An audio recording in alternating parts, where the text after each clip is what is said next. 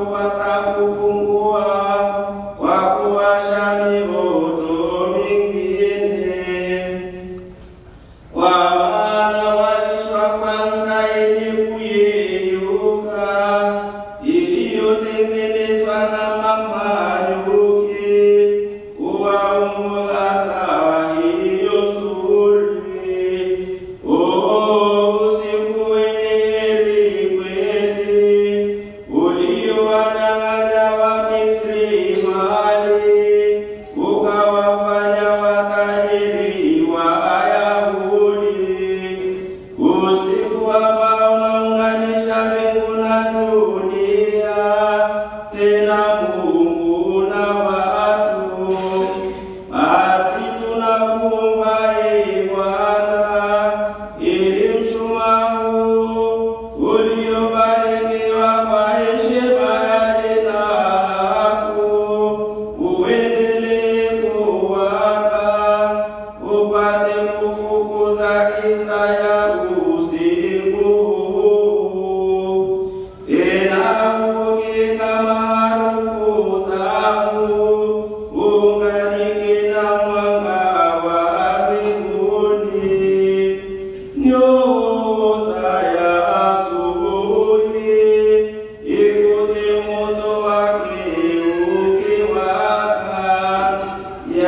bali nyota ile ya asubuhi isiyotua kamwe.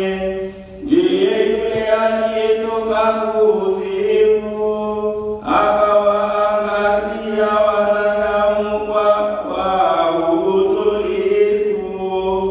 Basi tunakusihi Bwana, utujalie nyakati za amani kwa furaha hizi za Pasaka.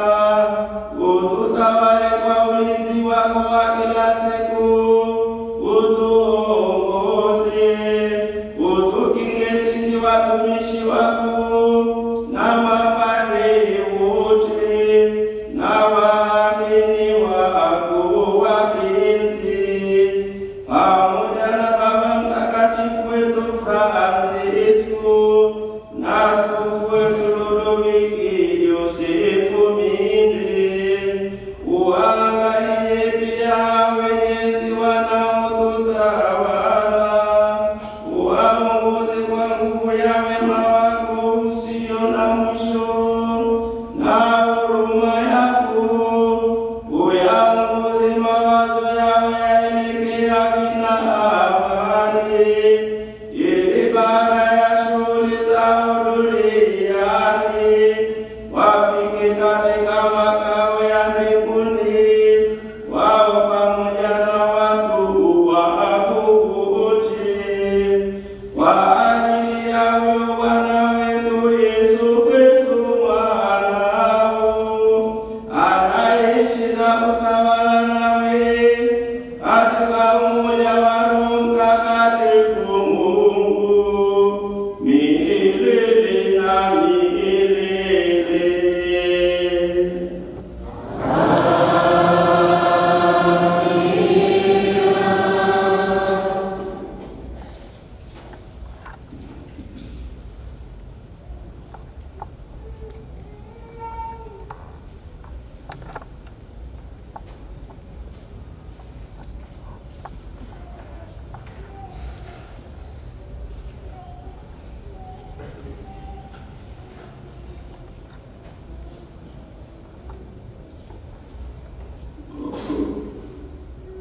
Lazima mshumaa yetu tunashajiona wakati wa kutakatifu. Ndugu wapendwa sana, tumeingia na shangwe katika kisha. Sasa tusikie neno la Mungu kwa moyo mtulivu. Tafakari jinsi Mungu alivyoliokoa taifa lake wakati ulipowadia, na mwishowe akamtuma kwetu mwanawe awe mkombozi. Tumuombe Mungu wetu aitimize kazi ya Pasaka yenye kuleta wokovu.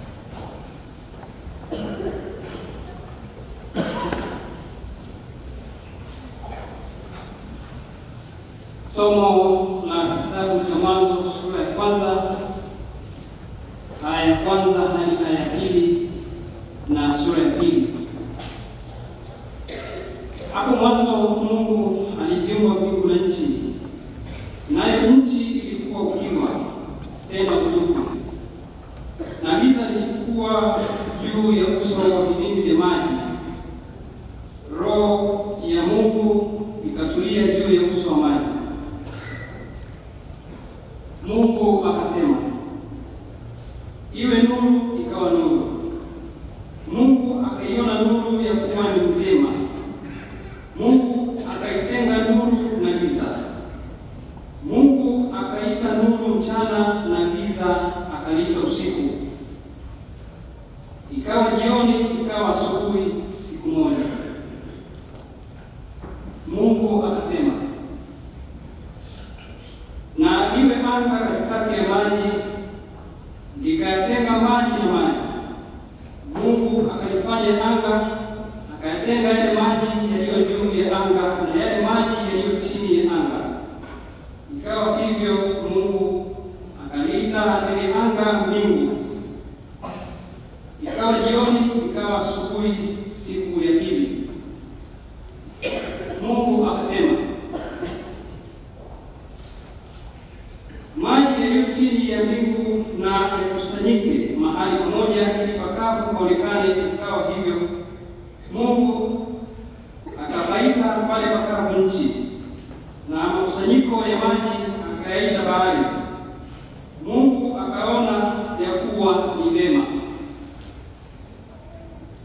Mungu akasema, nchi na iwe majani, nchi utoao mbegu, na mti wa matunda uzao matunda kwa jinsi yake, ambao mbegu zake zimo ndani yake. Juu ya nchi ikawa hivyo.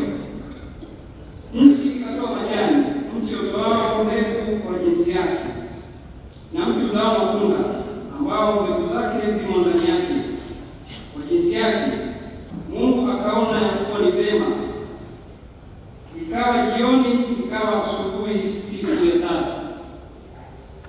Mungu akasema, na iwe mianga katika anga la mbingu, ili itenge kati ya mchana na usiku, nayo iwe ndiyo dalili ya majira na siku na miaka. Tena iwe ndiyo mianga kati ya anga la mbingu, itie nuru juu ya nchi. Ikawa hivyo. Mungu akafanya mianga miwili mikubwa, ule mkubwa utawale mchana na ule mdogo utawale usiku. Akafanya na nyota pia. Mungu akaweka katika anga la mbingu, itie nuru juu ya nchi, na kuitawala mchana na usiku, na kutenga nuru na giza. Mungu akaona ya kuwa ni vyema. Ikawa jioni, ikawa asubuhi, siku ya nne. Mungu akasema, maji na yajawe kwa wingi, na kitu kiendacho chenye uhai, na ndege waruke juu ya nchi katika anga la mbingu. Mungu akaumba mianguyo kubwa na kila kiumbe chenye uhai kiendacho, ambacho maji yalijao, navyo kwa wingi kwa jinsi zao, na kila ndege arukaye kwa jinsi yake. Mungu akaona ya kuwa ni vyema. Mungu akavibarikia akisema, zaeni mkaongezeke, mkayajaze maji ya bahari, ndege na wazidi katika nchi. Ikawa jioni, ikawa asubuhi, siku ya tano. Mungu akasema, nchi na izae kiumbe hai kwa jinsi zake, mnyama kufugwa nacho kitambaacho, na wanyama wa mwitu kwa jinsi zake. Ikawa hivyo. Mungu akafanya mnyama wa mwitu wa jinsi zake, na mnyama wa kufugwa kwa jinsi zake, na kila kitambaacho juu ya nchi kwa jinsi yake. Mungu akaona ya kuwa ni vyema. Mungu akasema, na tufanye mtu kwa mfano wetu, kwa sura yetu, wakatawale samaki wa baharini, na ndege wa angani, na wanyama, na nchi yote pia, na kila chenye kitambaacho juu ya nchi. Mungu akaumba mtu kwa mfano wake, kwa mfano wa Mungu alimuumba, mwanaume na mwanamke aliumba. Mungu akawabarikia. Mungu akawaambia, zaeni mkaongezeke, mkaijaze nchi na kuitiisha, mkatawale samaki wa baharini, na ndege wa angani, na kila kiumbe chenye uhai kiendacho juu ya nchi. Mungu akasema, tazama, nimewapa kila mti utoao mbegu ulio juu ya uso wa nchi yote pia, na kila mti ambao matunda yake yana mbegu, vitakuwa ndivyo vyakula vyenu, na chakula cha kila mnyama wa nchi, na kila ndege wa anga, na cha kila kitu kitambaacho juu ya nchi chenye uhai. Majani yote ya miche ndiyo chakula chenu. Ikawa hivi. Mungu akaona kila kitu alichokifanya, na tazama, ni chema sana. Ikawa jioni, ikawa asubuhi, siku ya sita. Basi mbingu na nchi zikamalizika na jeshi lake lote, na siku ya saba Mungu alimaliza kazi yake yote alilifanya, akastarehe siku ya saba, akaacha kufanya kazi yake yote aliyoifanya. Neno la Bwana.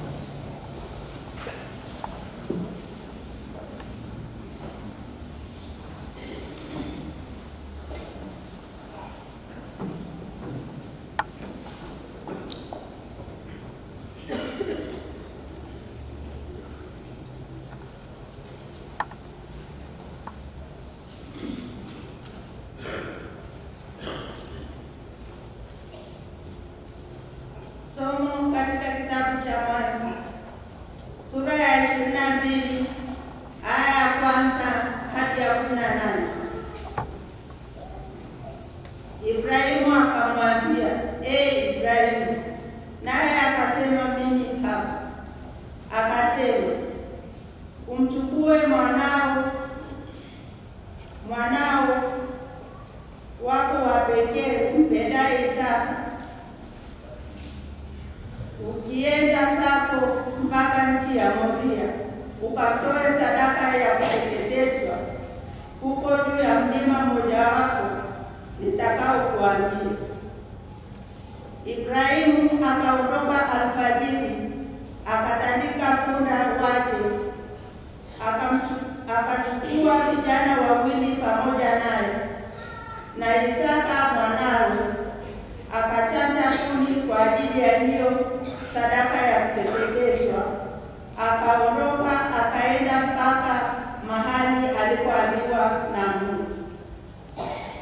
Siku ya tatu Ibrahimu akainua macho yake, akapaona mahali pakali mbali. Ibrahimu akawaambia vijana wake, kaeni ninyi hapa pamoja na punda, na mimi na kijana tutakwenda kule tukaabudu, na tutawarudia tena. Basi Ibrahimu akazitoa kuni za hiyo sadaka, akamtika Isaka mwanaye, akatoa moto na kisu kononi mwake, wakaenda wote wawili pamoja. Isaka akasema na Ibrahimu baba yake akinena, babangu. Naye akasema, mimi hapa mwanangu.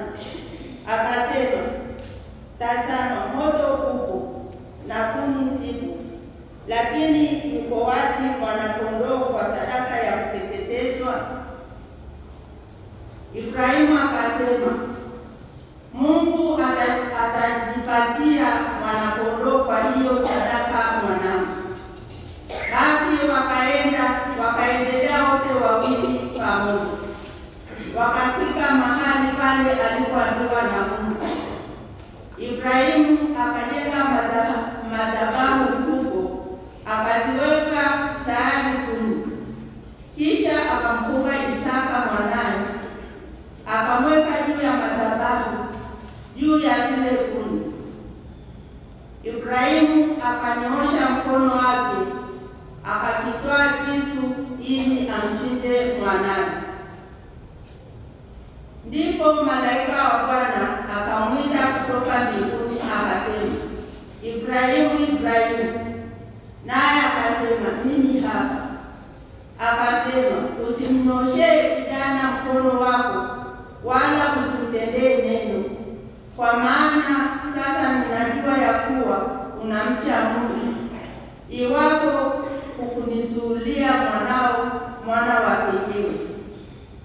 Ibrahimu akainua macho yake, akaangalia, na tazama, kondoo mume yuko nyuma yake, amenaswa pembe zake katika kichaka. Basi Ibrahimu akaenda akatoa huyo kondoo, akamtoa awe sadaka ya kuteketezwa badala ya mwanawe. Ibrahimu akapaita mahali hapo Yehova Ire, kama watu wasemavyo hata leo, katika mlima wa Bwana itapatikana. Malaika wa Bwana akamwita Ibrahimu mara ya pili kutoka mbinguni, akasema, nimeapa kwa nafsi yangu, asema Bwana, kwa kuwa umetenda neno hili, wala hukunisuulia mwanao wa pekee. Katika kukubariki nitakubariki, na katika kuzidisha nitauzidisha uzao wako kama nyota za mbinguni na kama mchanga ulio pwani, na uzao wako utamiliki mlango wa adui zao, na katika uzao wako mataifa yote ya dunia watajibarikia, kwa sababu umetii sauti yangu. Neno la Bwana.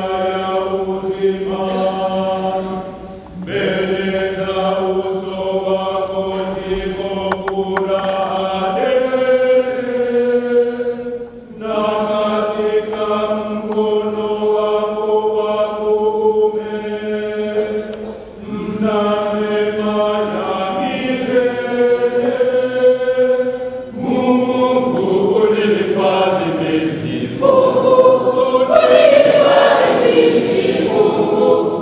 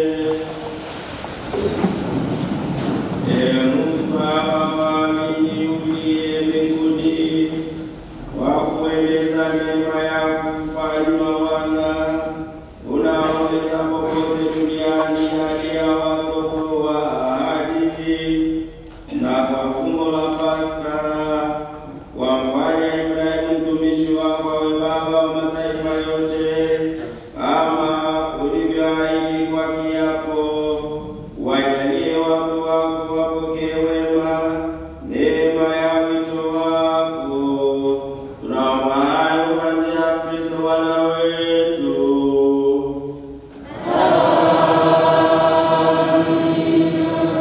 Sikilize somo la 3.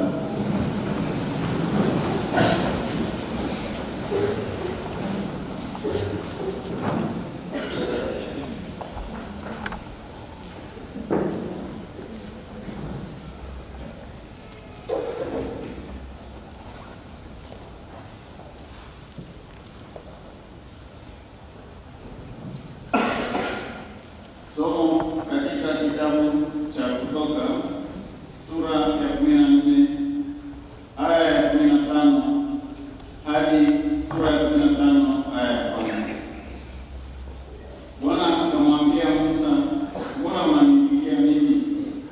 Waambie wana wa Israeli waende mbele. Nawe inua fimbo yako ukanyoshe mkono wako juu ya bahari na kuigawanya. Nao wana wa Israeli watapita kati ya bahari katika nchi kavu. Nami tazama, nitaifanya mioyo ya Misri kuwa migumu, nao wataingia na kuwafuatia. Nami nitajipatia utukufu kwa Farao na kwa jeshi lake lote, kwa magari yake na kwa wapanda farasi wake. Na Wamisri watajua ya kuwa mimi ndimi Bwana, nitakapokwisha kujipatia utukufu kwa Farao na magari yake na farasi zake.